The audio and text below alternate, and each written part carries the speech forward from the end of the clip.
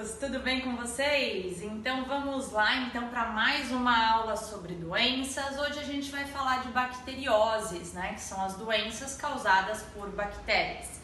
E para que a gente possa entender um pouquinho mais das bacterioses, a gente tem que fazer algumas diferenciações em relação ao agente patogênico, né, as bactérias. Não é uma aula que eu vou falar de tudo sobre as bactérias, mas as coisas principais relacionadas à virulência dessas bactérias. A primeira coisa que vocês têm que lembrar é a estrutura bacteriana, né, pessoal? Então, quando a gente está falando da estrutura de bacterioses, né, são doenças causadas por bactérias, e as bactérias são seres procariontes, certo?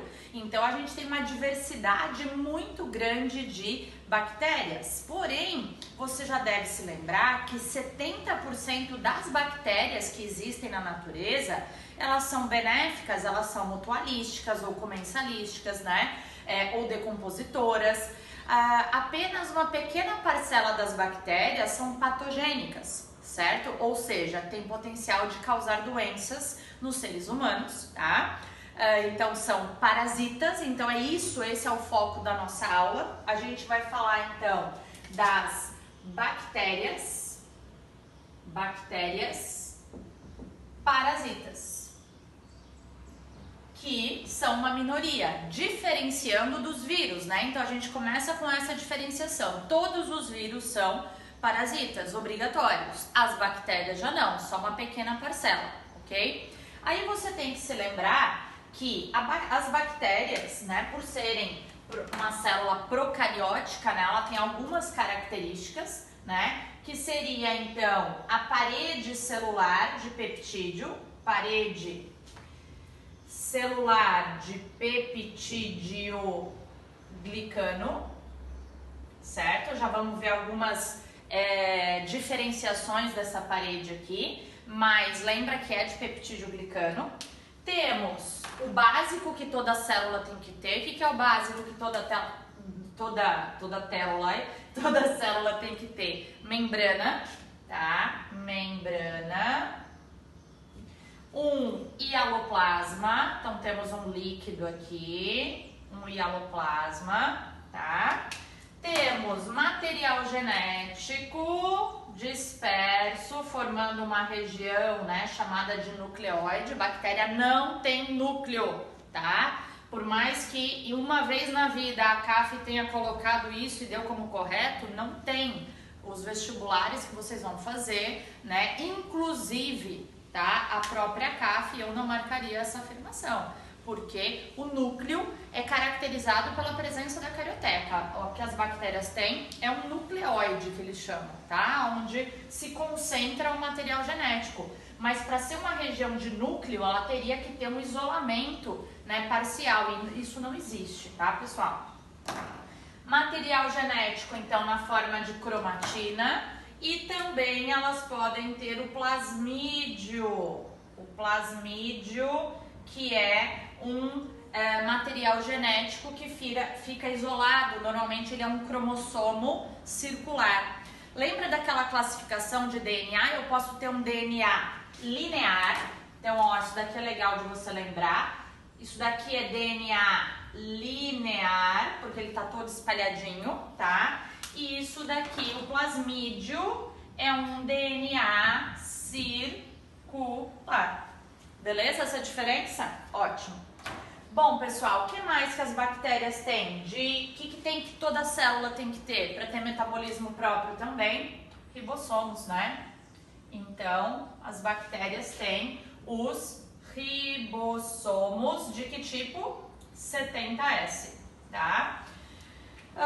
Aí, vocês devem se lembrar que essa membrana aqui, ó, ela sofre algumas invaginações, formando o mesossomo. O mesossomo é onde ocorre a respiração celular, a cadeia respiratória delas ali, né? A gente não estuda especificamente respiração celular de bactérias, né? Mas tem várias analogias aí, lembrando que as mitocôndrias, né, provavelmente foram bactérias no passado, então elas são muito parecidas, certo? Aqui nessa imagem você está vendo que algumas bactérias podem ter cápsula ou não, que seria uma estrutura de maior resistência externamente à parede, tá? Algumas podem ter fímbrias, que seriam estruturas para fixação em hospedeiros ou em outras bactérias, tá? As bactérias podem formar colônias, certo? Mas as patogênicas tendem a não formar colônias, são individuais. Que mais? E podem ter flagelos para locomoção, tá? Bom, acho que é isso para a gente se lembrar da morfologia, tá? Existe um grupo de bactérias, tá? Que são os micoplasmas, que não tem parede celular, mas entraria numa exceção, tá? A grande maioria das bactérias vai ter. E aí a organização da parede celular, coloquei aqui para você se lembrar que as bactérias elas são divididas em dois grandes grupos. As bactérias que são classificadas como gram-positivas e as outras que são classificadas como gram-negativas. O que isso tem a ver?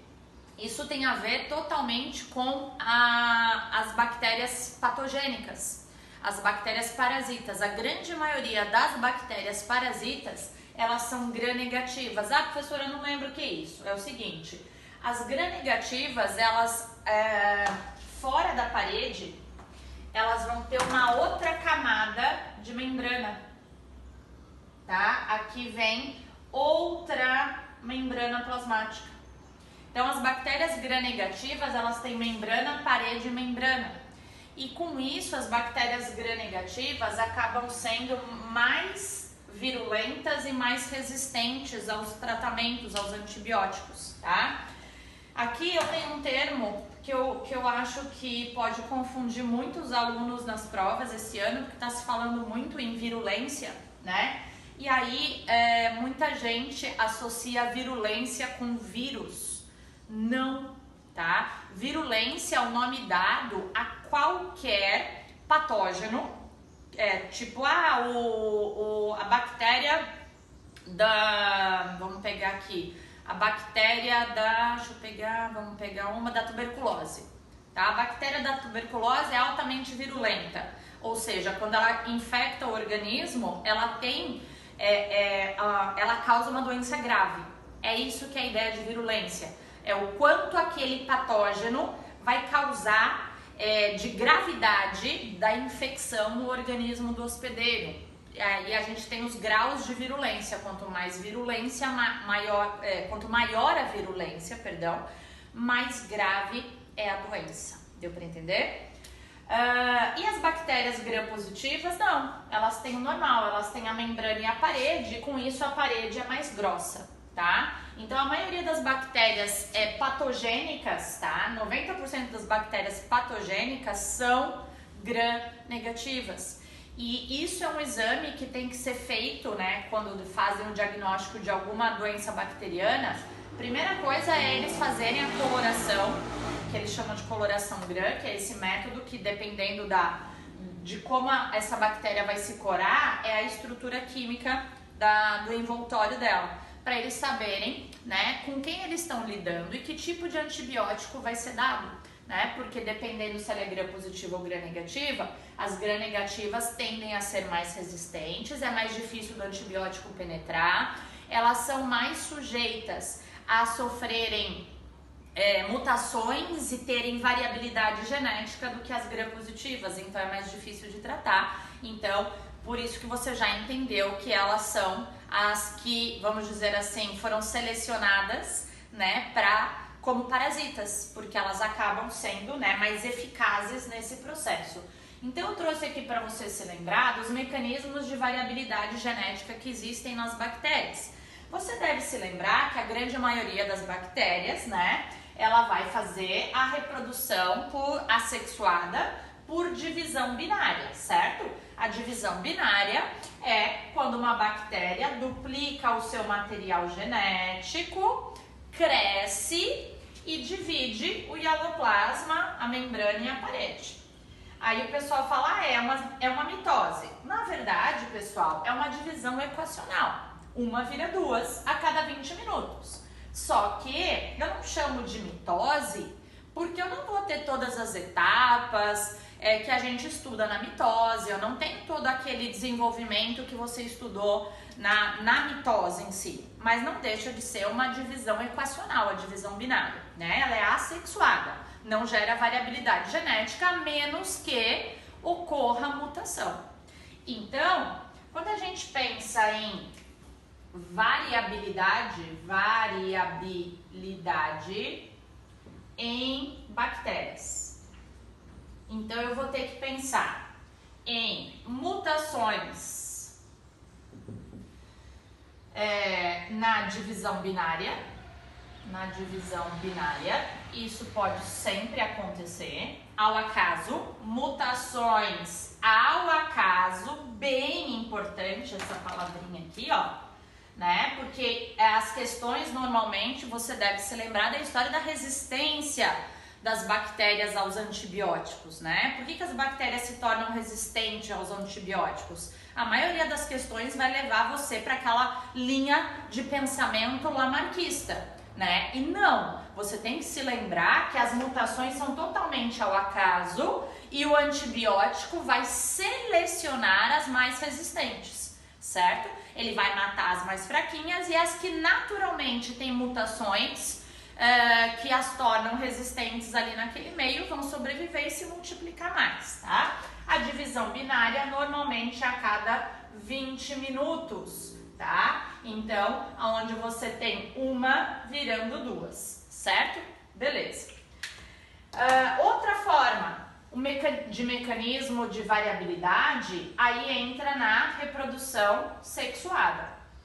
A reprodução sexuada das bactérias, pessoal, é por conjugação. O que é a conjugação?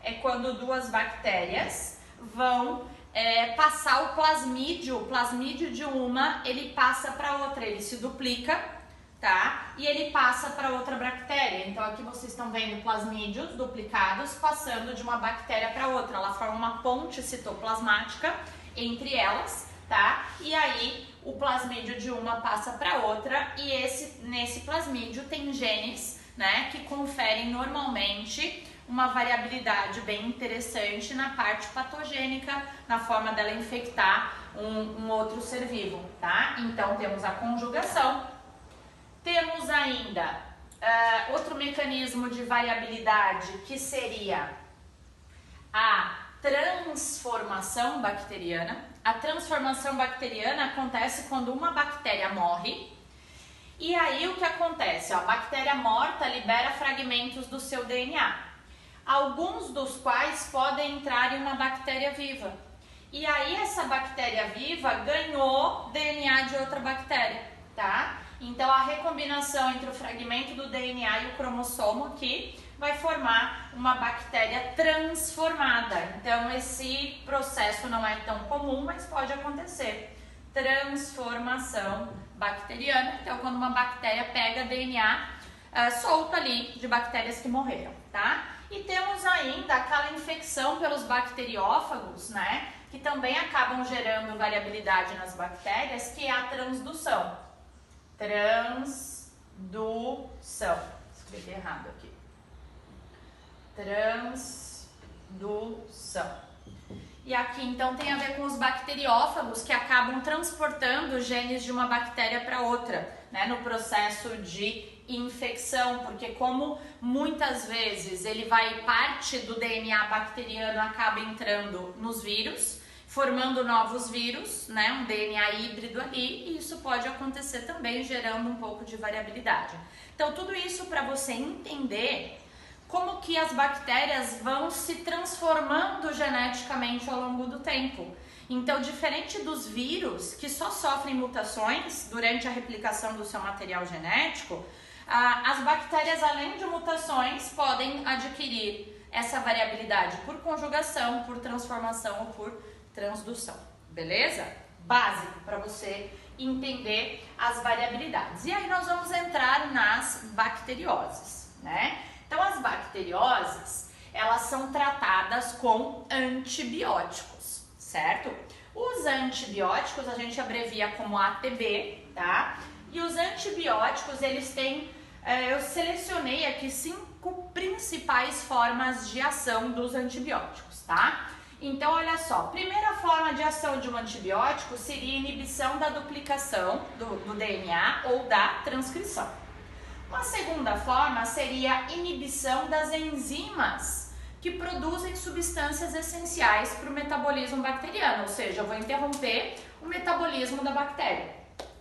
Uma outra ação seria gerar danos à membrana plasmática. Outra ação seria inibir a síntese proteica. E a outra ação seria inibir a síntese da parede celular. Então, esses são os 5 principais mecanismos de ação dos antibióticos.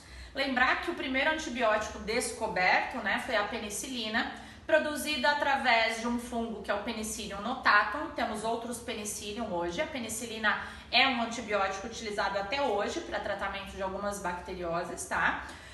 Apesar da maioria das bactérias já serem resistentes à penicilina, mas ainda temos tratamentos com penicilina. A tuberculose é uma delas, tá? Que mais que... eu ia dizer das fontes de antibióticos. Até mesmo outras bactérias produzem substâncias antibióticas, ou seja, que tem capacidade de matar outras bactérias, tá? Então, a ciência precisa sempre estar estudando os micro-organismos para testar novas substâncias antibióticas, uma vez que cada vez mais as bactérias estão aumentando a sua variabilidade genética, né? Então, você já deve ter ouvido falar do grande problema das superbactérias, que causam graves infecções hospitalares. Uma dessas bactérias chama-se KPC, que é uma bactéria hospitalar, né, que foi selecionada e sobrevive muitas vezes nos hospitais e ela não responde a nenhum antibiótico, né? Então temos já várias linhagens de bactérias que são chamadas de superbactérias, porque elas não respondem a nenhum dos antibióticos conhecidos atualmente. Então, o que acontece se a pessoa pegar essa superbactéria? O próprio organismo vai ter que defender a pessoa. Só que se a pessoa está debilitada, está com o sistema imune enfraquecido e normalmente ela está lá dentro do hospital, em geral, ela não vai conseguir e acaba morrendo, né? Então, são aqueles tratamentos e aí começa a acontecer aquela septicemia, agora me fugiu o nome, mas enfim, uma infecção bacteriana generalizada que pode levar a pessoa à morte rapidamente, né, se a pessoa adquirir uma dessas bactérias em hospitais, quando vai fazer cirurgia ou qualquer outra coisa, né? Por isso que é bem importante, né, a gente tá sempre estudando novos antibióticos, tá certo? Muito bem. E aí temos um teste bem importante que às vezes aparece também nas provas para vocês, que é o antibiograma, né? O antibiograma é o teste que deve ser feito quando você tem que tratar uma doença bacteriana para você escolher o melhor antibiótico para aquela bactéria, tá? Então aqui vocês estão vendo, primeiro faz uma cultura dessa bactéria. Então essa parte marronzinha aqui é a bactéria. Então você pega uma amostra da bactéria que está afetando o doente, faz uma raspagem, seja o que for, pega uma amostra dessa bactéria e aí vai colocar numa placa de Petri com meio de cultura, porque a bactéria precisa se multiplicar, então ela precisa de nutrientes. Aí espalha um pouquinho dessa bactéria, aguarda alguns dias até a placa tá toda tomada de bactérias, né? E aí você coloca esses disquinhos. Nesses disquinhos tem a identificação, as letrinhas C30, CF30, CB100, K30, S10, que é tipo como se fosse disquinhos de papel filtro, onde eles pingam o antibiótico, tá? E aí eles colocam e aí analisam o raio de bactérias que morreu ao redor desses disquinhos. Quanto maior a área, mais bactérias morreram, certo? Então, é mais para analisar o que não usar. E os que mais estão propensos são característicos, né, que dariam certo, ó. Esse daqui daria certo, esse daqui daria certo, teria uma boa resposta, esse também. Agora, eu não vou escolher nem esse, tá? Então, em geral, o que os médicos fazem, principalmente com pacientes internados? Interna, vê que é bacteriano, já começa a dar o antibiótico padrão que eles estão acostumados. Mas faz-se um antibiograma para ver se ele está dando o antibiótico certo.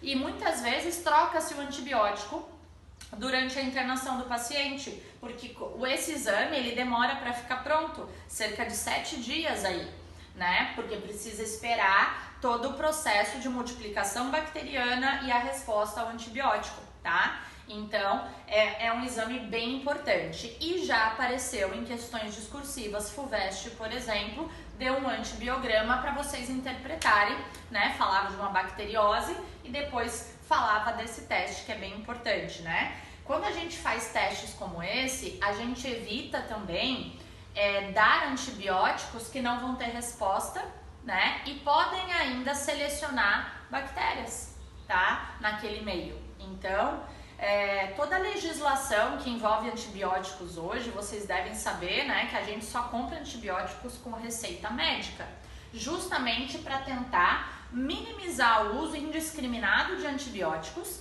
E com isso, o que eu consigo? Eu consigo minimizar a seleção natural das bactérias resistentes, tá? Porque, que é um exemplo bem clássico. Esse ano a gente, por conta da pandemia e do isolamento social, a gente não teve muitos episódios aqui no inverno de gripe, dor de garganta, febre, né? Mas a grande maioria das infecções de garganta, por exemplo, que ocorrem no inverno, elas são virais e não são bacterianas, tá? Só que muita gente, há uns anos atrás, já estava com infecção de garganta, estava com febre, antibiótico. Chegava no médico, antibiótico, amoxicilina, né? Vamos dar antibiótico 3 dias, ou uma semana, ou 10 dias, e a pessoa melhorava. Só que o médico nem sabia se era uma infecção viral ou bacteriana, né? Muitas vezes só pelo exame visual, de olhar o pus na garganta e tal, não dá pra saber, né? Então, hoje tem-se uma preocupação muito grande, porque se fosse uma infecção viral, em 3 dias a pessoa já iria melhorar, porque o sistema imunológico iria combater esse vírus, tá? Quando é bacteriana é mais complicado, porque a bactéria multiplica-se da infecção de garganta, ela multiplica-se muito rápido.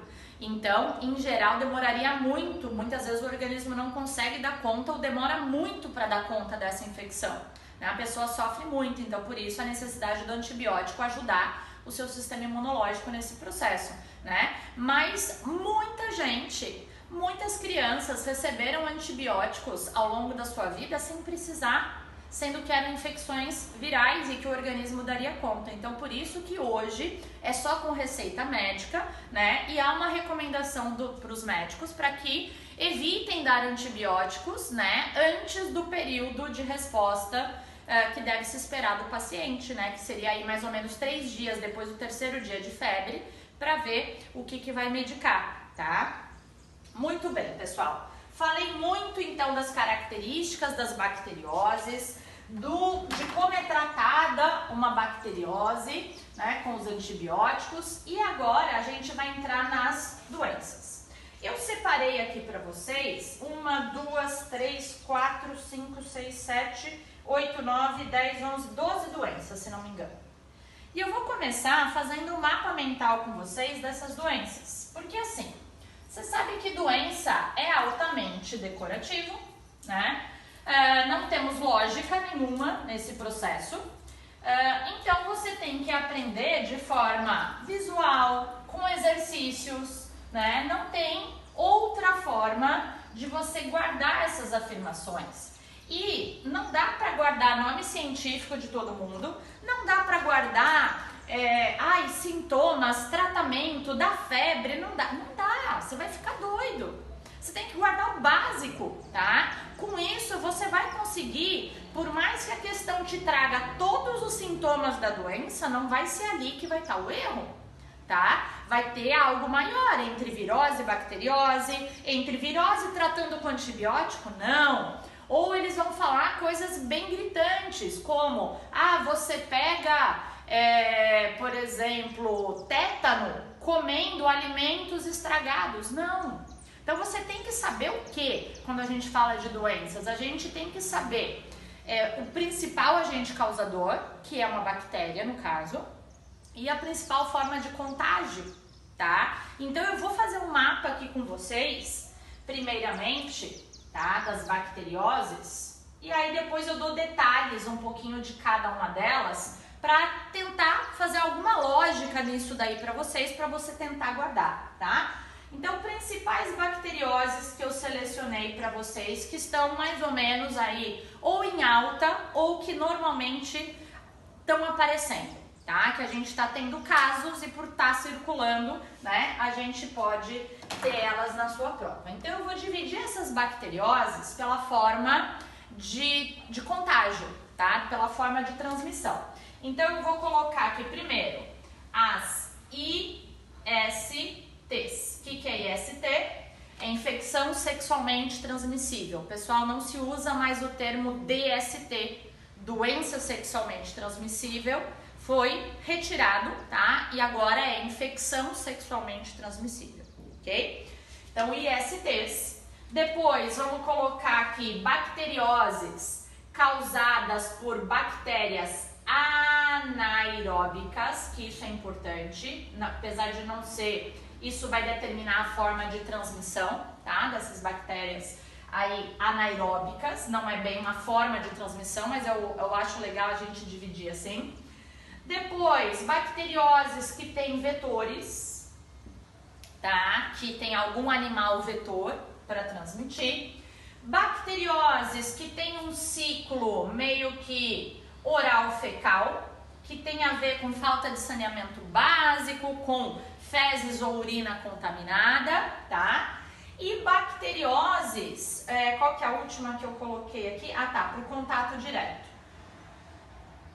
Contato direto, beleza? E aí nós vamos preenchendo isso aqui conforme eu vou mostrando aqui para vocês. Então eu começo, pessoal, com duas bacterioses cujas bactérias são anaeróbicas estritas. E essas bactérias, né, como o botulismo e o tétano, já vou colocar aqui, bactérias anaeróbicas vão causar botulismo e tétano. Elas são do mesmo gênero, tá, pessoal? Elas são do gênero Clostridium, ok? Então a gente vai ter Clostridium botulinum e Clostridium tetani, tá? O botulismo a gente pega normalmente, tá? Em alimentos enlatados, que foram enlatados em condições de higiene ruins. Por quê? Como essa bactéria é anaeróbica, tá? Bactérias anaeróbicas formam esporos no meio. E esses esporos são esporos de resistência. Então ela faz uma esporulação no meio para ela sobreviver, já que a gente vive num meio com oxigênio. Então essas bactérias, esses esporos, eles acabam ficando no solo, tá? E se aquele alimento foi enlatado, envasado num ambiente que não tinha muitas condições de higiene, as pessoas estavam com mão suja, ou o alimento, enfim, pode ser que haja esporos entrando ali. E como aquela lata, vamos pensar ali, pote de palmito, lata de sardinha, aquilo ali vai ficar sem oxigênio, o oxigênio ali dentro vai acabar, essa bactéria pode desesporular, tá? E aí, consequentemente, ela vai viver ali por um tempo e você pode comer, né? E essa bactéria vem parar dentro de você, tá? Por isso que fala-se para não comprar alimentos enlatados que estejam com ar dentro, né? Porque a bactéria, quando ela sobrevive ali dentro, quando ela desesporula ali dentro, ela pode fermentar e produzir alguns gases, né? E aí a lata estufaria, seria um indício, né, de alimento contaminado. Porém, a gente vê esse tipo de esporo muito, pessoal, em frios, tá? Porque muitos desses alimentos, né, salame, presunto e tal, principalmente os que ficam expostos em prateleiras de supermercado, que são embalados manualmente, então precisa ter cuidado também, né, com as condições de higiene desses alimentos, tá? O que a gente tem que lembrar do botulismo? Que a bactéria, ela produz uma toxina botulínica que foi, né, batizada aí como Botox, marca registrada. A toxina botulínica, ela inibe contração muscular. Então, por isso que ela é utilizada, né, para prevenir rugas. Então, ela paralisa o músculo. E como que ela faz isso? Você deve se lembrar que o músculo esquelético, ele contrai na presença de acetilcolina, tá? Então, a toxina botulínica, ela bloqueia a liberação da acetilcolina nas terminações nervosas, nervo-músculo, lá no neurônio motor. Então, ela bloqueia ali a liberação de acetilcolina e o músculo não contrai, certo? E aí, consequentemente, né, o grande problema de tudo isso seria a parada respiratória. Aí fala por quê? Pessoal, porque a acetilcolina, ela bloqueia, lembra que a acetilcolina em músculo esquelético, ela estimula. A acetilcolina em músculo respiratório e cardíaco, ela acelera. Então, lembra sistema nervoso parasimpático, tá? Então, você não vai ter essa ação e pode gerar essa parada respiratória, tá? O tratamento é feito com antibióticos também, beleza? Então, pega-se com alimentos contaminados com os esporos dessa bactéria, tá? Em geral é isso. O tétano, Clostridium também, só que Clostridium tetani, a bactéria também esporula, tá? Só que ela libera, então, a toxina tetânica. A toxina tetânica faz o oposto da toxina botulínica. Ela estimula, tá, muitas contrações por inibir as vias de relaxamento da musculatura. Então a pessoa começa a ter rigidez, contrações involuntárias desses músculos, né? Que a pessoa vai contraindo toda a musculatura. E aí, né, a gente tem as fotos clássicas das pessoas, né, no século XVIII, século XVII, né? Não, 1800? Século XIX, perdão, 1800 aqui. Morrendo de tétano, né? Todas contraídas, você tem excesso de contração, tá? E o tétano, então, por ser uma bactéria anaeróbica, a gente pega não por alimentos, porque daí a gente digere esses esporos, se a gente comer esses esporos da bactéria do tétano, mas principalmente em feridas profundas, com objetos sujos. Então, caco de vidro, né? Cortes que a gente faz no corpo, espinho de planta, tá? Então não é só coisas enferrujadas, é que a gente fala que coisas enferrujadas, elas estão sujas, né? Mas vidros, cortes profundos, tá? É necessário. Lembrando que tétano temos vacina, esqueci de colocar aqui, tá? Mas temos vacina, temos que tomar a cada 10 anos, a gente toma quando nasce, toma aos 5 anos, aos 15 anos, aos 25, aos 35 e assim vai indo, tá? A cada 10 anos você tem que reforçar essa vacinação do tétano. O tétano pode matar em 15 dias, tá? Então, claro, existe um soro antitetânico que se toma depois que a pessoa se corta, tudo, vai tomar ponto, mas o ideal é manter a vacina em dia para não termos o risco, ok, pessoal? Tá. Então falamos do botulismo e do tétano. Agora a gente vai entrar nas bacterioses de ciclo oral fecal, tá? E uma que eu acho que tem bastante chance de cair para vocês é o cólera, tá? O cólera é uma bactéria flagelada que afeta o intestino delgado, gerando muita diarreia e a pessoa pode morrer, na verdade, por desidratação, tá? Ela afeta toda a parte intestinal aí.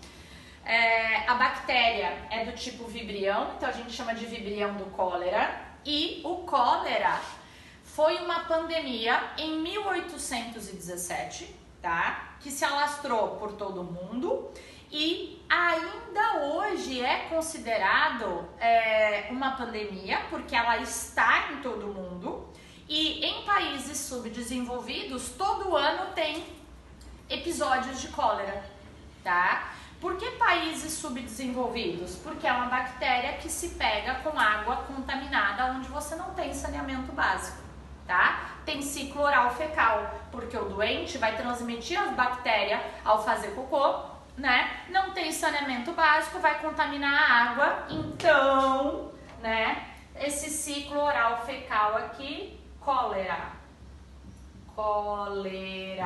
tá? E anota aí como pandemia, que pode aparecer para vocês, tá? Então, ainda hoje é considerado uma pandemia. A bactéria sofreu várias mutações desde então, não temos vacina para o cólera, tá? E afeta o mundo inteiro ainda, né? Claro que de forma mais pontual, né? Não como foi em 1817, que matou centenas de milhares de pessoas, mas ainda continua sendo classificada como pandemia, assim como a AIDS, certo? Que são eu estava até lendo uma matéria ontem, quando eu estava preparando a aula para vocês, que eles falam assim, cólera, a pandemia negligenciada. E por que é negligenciada? Porque só afeta a população mais pobre, né, pessoal? E, infelizmente, entra no curso das doenças negligenciadas aí, tá? Leptospirose. A leptospirose, eu vou colocá-la aqui também. Leptospirose. Você tem que lembrar aqui da urina do rato. Ela entra como uma zoonose, tá? Mas não é que o rato é o vetor. Cuidado com isso, né? Então, a urina do rato é que vai ter essa... Deixa eu escrever mais pra cima aqui. Essa urina do rato vai ter a bactéria. Tá? E aí, pessoal, o que acontece? Essa bactéria também, ela pode entrar por alimentos contaminados, tá? Então seria um ciclo, não é fecal, tá? Mas o rato, ele libera o seu xixi no meio. Você não tem tratamento de água e esgoto, né? Essa água, em momentos de enchente, ela se contamina com essa urina do rato, então a água de enchentes fica contaminada com a bactéria. E a bactéria, essa água pode ser utilizada para irrigar hortas, alimentos, ou pode ainda penetrar pela nossa pele se a gente tiver algum ferimento, né? Então, tudo que entra em contato com água de enchente vai ter urina de rato, não tem como, né? E pode transmitir a leptospirose, ok? Aqui está o nome da bactéria, mas não precisa guardar, né? O gênero é Leptospira, tá? Não temos vacina para leptospirose. Temos que tentar controlar, né, esse lance das enchentes nas grandes cidades, tá? Ela afeta, não temos um órgão específico, mas quando ela é grave, ela afeta muito os rins, tá? Ela gera um mal-estar corporal, assim, febre, olho vermelho, suor, diarreia, vômito, vários sintomas, tá? E aí, quando tá grave, ela começa a afetar os rins e a pessoa precisa fazer hemodiálise, né? Então, o tratamento é, inclusive, com penicilina no início, tá? Bom, entramos aí mais ou menos na categoria oral fecal, tá? Lembrando da urina do rato, beleza? Agora, vamos falar das bacterioses que tem um vetor, que seria aí a pulga, no caso da peste negra, peste bubônica ou peste negra. Dá para entender porque do nome peste negra? Essa bactéria, pessoal, ela afeta os gânglios linfáticos e bloqueia a circulação ali e vai inflamando tudo aquilo ali e aí começa a necrosar e gerar essa secreção bem escura de morte celular ali e tudo mais, tá? Vai gerando essa tem um nome para isso, agora me fugiu, mas enfim, por isso que é chamada de peste negra. O que eu tenho que lembrar da peste negra? Que ela foi uma pandemia, né? Quando no século XIV, mas ainda temos casos, tanto que os últimos registros de peste bubônica foi em 2015 nos Estados Unidos, tanto que em 2016 a UFSC cobrou peste bubônica na sua prova, uma questão inteira de peste bubônica, pandemia, né, antibióticos e tudo mais, tá? Então a gente precisa ficar atento, como esse ano também é um ano de pandemia, né? Então ela foi uma pandemia, não é mais considerada uma pandemia, tá? Mas ainda há surtos de peste bubônica, ela não foi totalmente erradicada no mundo, tá? A bactéria é essa Yersinia pestis, tá? E o vetor é a pulga. Como é que funciona então? O rato, ele carrega a bactéria, ele é o hospedeiro da bactéria. Só que aí o que acontece? A pulga funciona como um vetor. A pulga pica o rato e adquire a bactéria e a pulga pode picar a gente, tá? Então a pulga é o vetor, vetor pulga, beleza? Lembra do que eu falei, não sei se todos aqui viram o feedback da aula de viroses, né? A diferença de vetor e hospedeiro intermediário, hein, pessoal? Vetor é aquele que só funciona como carrinho.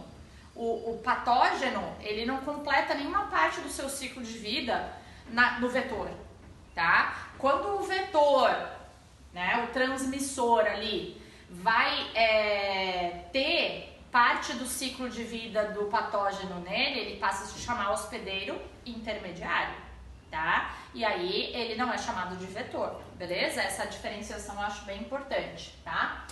Então, peste negra seria uma delas. E outra, aqui para você colocar, é a febre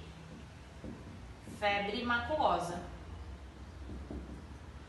Febre maculosa, pessoal, tá aqui do nosso ladinho, tá? É uma bactéria chamada Rickettsia rickettsii e é uma bactéria intracelular, tá? Ou seja, ela sobrevive pouco tempo fora do hospedeiro, ela tem uma característica de vírus aí, ela precisa invadir outra célula, tá? É uma bactéria intracelular obrigatória. O vetor da febre maculosa é o carrapato, tá? Carrapato. Meu mapa aqui tá ficando muito apertado, mas você organiza aí bonitinho no seu. Minha lousa aqui horrível de pequena, né? Mas coloquem aí então. O que acontece? Essa bactéria, ela vive em animais silvestres. A gente acaba sendo o hospedeiro acidental dela. Porque o carrapato, ele pica a capivara e outros animais silvestres e adquire a bactéria e pode picar a gente, né? E por que a gente fala muito da capivara? Porque como o ambiente das capivaras está sendo cada vez mais degradado e poluído, elas estão vindo cada vez mais para as cidades, né? Principalmente aqui, ali em Governador Celso Ramos, de noite, né? Quem já foi para Palma sabe que de noite as capivaras vêm tudo para a cidade. Vem comer o lixo que está ali nos terrenos baldios, né? Então elas estão muito, isso tô falando aqui perto da gente, mas no interior de São Paulo também isso é bem comum. Então temos vários casos de febre maculosa, né? Então a gente acaba sendo um hospedeiro acidental, beleza? Essa febre, claro, ela gera, né, como o próprio nome está dizendo, uma febre muito alta, infecções no corpo, tá? E pode matar em até 60% dos casos, ok? Então temos que nos prevenir tendo cuidado com a mordida dos carrapatos e o contato com esses animais silvestres no meio, tá? Então, claro, né, a coitada da capivara não tem culpa, né? Se ela tá vindo para a cidade é porque ela tá sem comida no ambiente natural. Então temos que olhar para a degradação ambiental que está acontecendo, para a poluição do rio que ela vive, né? Se ela está morando lá num ambiente poluído, não vai ter mais comida, daí ela vem para a cidade buscar, né? Então vocês percebam que né, é uma questão de causa e consequência aí nesse processo, tá? Essas doenças também negligenciadas. Bom, estamos finalizando. Doenças com contato direto agora, pessoal. Temos aqui a tuberculose,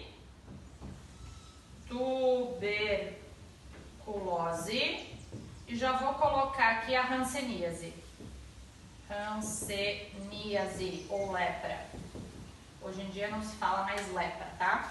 Bom, vamos falar da tuberculose primeiro.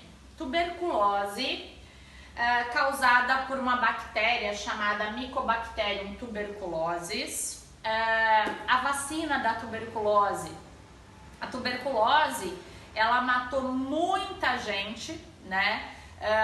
E aí, não sei se eu tenho essa memória, né, da Semana da Arte Moderna, que agora vocês devem saber melhor que eu quando foi a Semana da Arte Moderna, da literatura lá, né, aqueles grandes escritores, vários deles morriam de tuberculose na época, né, tanto que a vacina da BCG, né, ela foi desenvolvida um pouco depois, e a tuberculose é uma doença que afeta, uma bactéria que afeta os pulmões, tá? E essa vacina é a vacina mais distribuída mundialmente, tá? Porque a tuberculose não chegou a virar uma pandemia, mas o mundo inteiro praticamente as pessoas têm a vacina da tuberculose.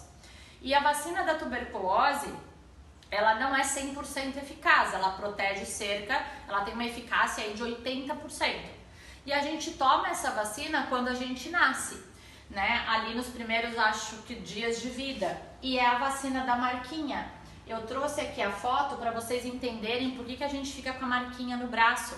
Porque ela não é uma vacina muscular, ela é uma vacina feita com a bactéria atenuada e ela tem que ser dado intradermicamente. Então você tá vendo que a agulha é de ladinho, né? E aí fica essa bolinha, não é uma bolha, né? Fica um calombinho mesmo ali, tá? E isso daqui vai fazer atrair as células de defesa para o local, e aí vão vir os linfócitos, tudo bonitinho, vai começar a gerar resposta imune, mas também vai vir neutrófilo e macrófago para fazer fagocitose ali. E aí aquilo ali vai gerar pus, vai gerar uma resposta inflamatória, vai formar casquinha e por isso fica a cicatriz, porque é uma vacina intradérmica, né? Porque eles verificaram que essa é a melhor forma da gente criar células de memória contra esse tipo de bactéria. Coisa linda, né, pessoal? Apesar de que eu fiquei frustrada ontem também pesquisando que eles já desenvolveram uma microagulha, tá? Que não deixa essa marca, que fica mais sutil, e aí as pessoas não teriam. Eu falei, mas que graça tem não ter a marquinha, a linda marquinha da vacina, né? E a gente é bebê, a gente nem lembra se isso dói, se não dói, né? É o pai e a mãe que ficam com dó, a gente não tem memória dessa vacina não, tá? Mas então, pessoal, pode ser, tá? A gente não tá 100% protegido contra a tuberculose, tanto que o ano passado... ano passado foi 2019, né? 2018 teve vários casos de tuberculose aqui em Santa Catarina, em Florianópolis, em moradores de rua. Tava tendo muitos moradores de rua internados. Desconfia-se de tuberculose, a gente brinca quando a pessoa tem tosse constante há mais de 15 dias, tá? Sem ter ficado gripada, nada, né? Então, ela gera uma infecção grave nos pulmões, tá? E aí vai tendo, né, como sintoma principal, essa tosse que não passa, tá? E aí, claro, tem tratamento com antibiótico, só que o tratamento é bem demorado, dura cerca de 6 meses, tá? E, claro, a pessoa sofre bastante com os sintomas. A hanseníase, pessoal, ou lepra, eu coloquei aqui porque a vacina que eu falei pra vocês, a BCG, ela protege um pouco contra a lepra. Ela dá uma certa imunidade contra a lepra, tá? Eu não coloquei... Opa, perdão, aqui. Tá aqui. Porque é uma micobactéria também, tá? Lembra que a da tuberculose é Mycobacterium tuberculosis e essa daqui é Mycobacterium leprae, tá?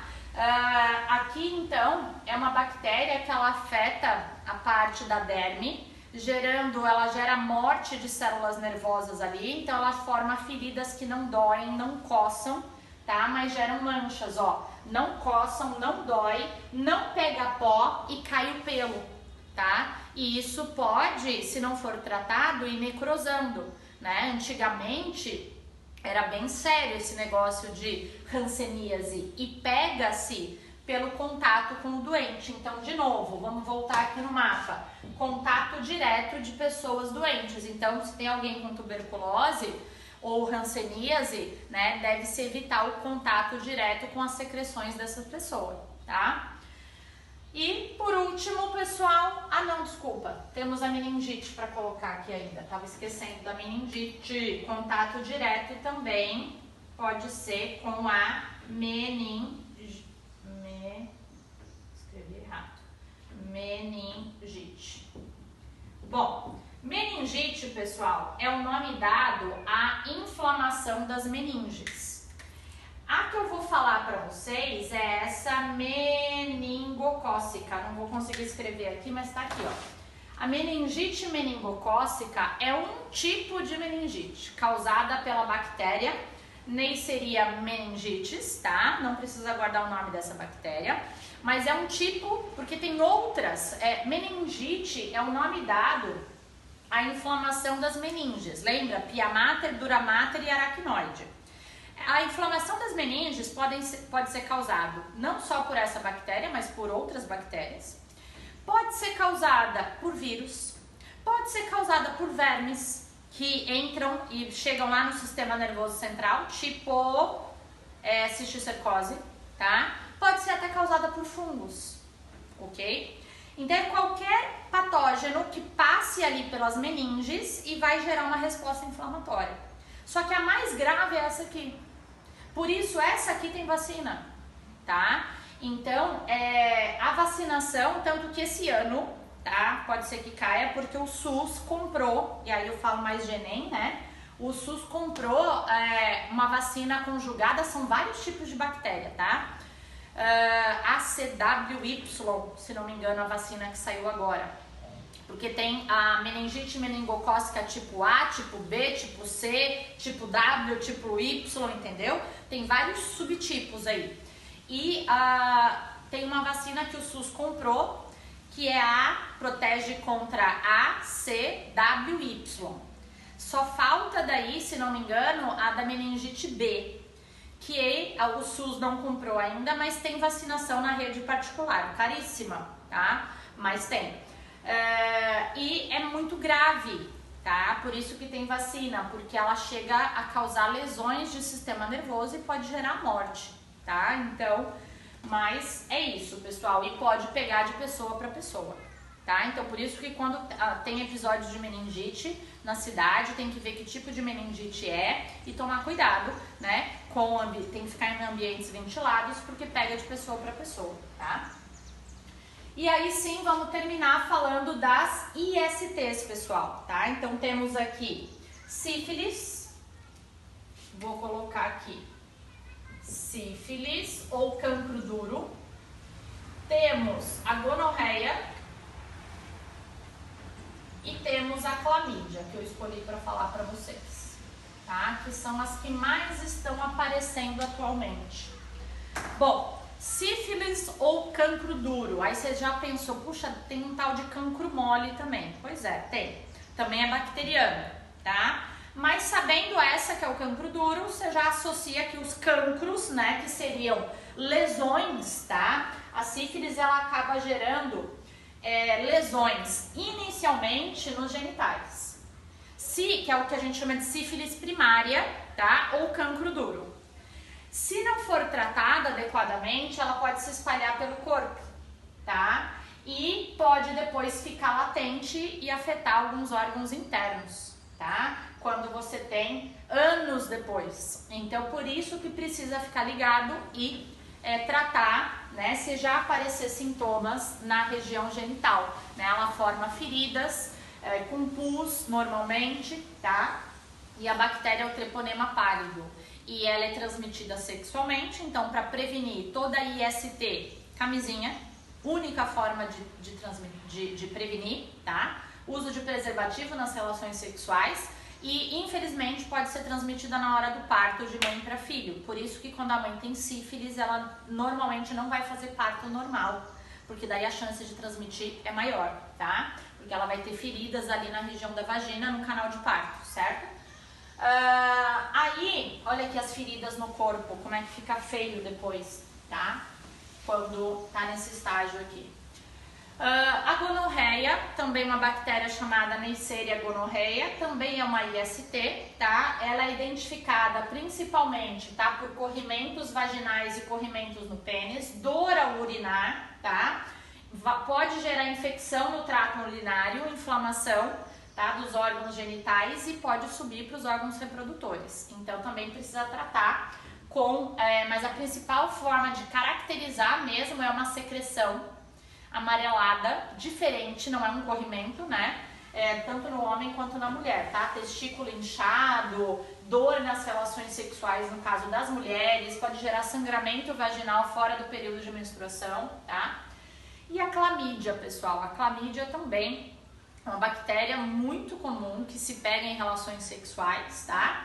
Também pode passar de mãe para filho na hora do parto.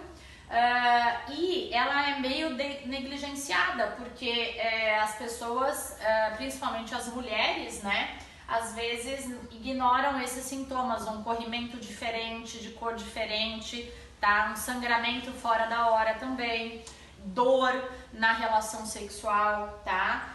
Então os sintomas são principalmente nas mulheres, então as mulheres têm que ficar mais ligadas, não que os homens não sejam afetados, né? Também pode gerar infecções nas genitálias, tá? Então precisa tomar antibiótico, né? Quando tem infecção por clamídia e o ideal, claro, é não pegar e fazer o uso de preservativos, tá? O legal, pessoal, é se todos vocês, né, que já têm uma vida sexual ativa e já tiveram relações sexuais sem preservativo, né? O ideal é cada vez mais a gente se conscientizar. Se você está namorando, né, de forma regular, uma mesma pessoa só tem um único parceiro e ele também, e vocês querem deixar de usar o preservativo, é muito importante que vocês façam, né, pedir para o médico um teste sanguíneo de DSTs, ou melhor, de ISTs, né, para verificar, olha, não tenho nada, também não tenho nada. Lembra que a gente tem o HIV, que é latente, que não aparece, né? Essas aqui são mais visíveis, os sintomas aparecem rápido, mas a gente tem outras que não, né? E tem que lembrar do HPV também, tá? Então, não dá pra descuidar, tá? Em relação a isso, principalmente com essas doenças crônicas, tá bom, pessoal? Gente, falei demais, era isso. Como eu falei pra vocês, é muita informação, né? Melhor esse mapa aqui, que o meu ficou horroroso, mas era só para dar ideia para vocês de como você pode dividir, tá? A gente tenta, né, de todas as formas, eu falo para vocês, mapas mentais, eles têm que ser feitos direto, tá, pessoal? Principalmente dessas coisas decorativas, né? Agora que você terminou essa aula, faz o exercício, depois constrói um outro mapa mental de viroses e bacterioses, tá? Separa as que tem vacinas, que não tem, as que você pode já melhorar esse mapa, acrescentando mais informações, tá? Enfim, é normal a gente confundir, tá? E não noia em guardar muitos sintomas e muita coisa das doenças, tá? Sabendo esse básico aqui, ó, já tá top, maravilha, você vai conseguir responder as questões, tá bom? Era isso, queridos, beijo grande, até a próxima, tchau, tchau!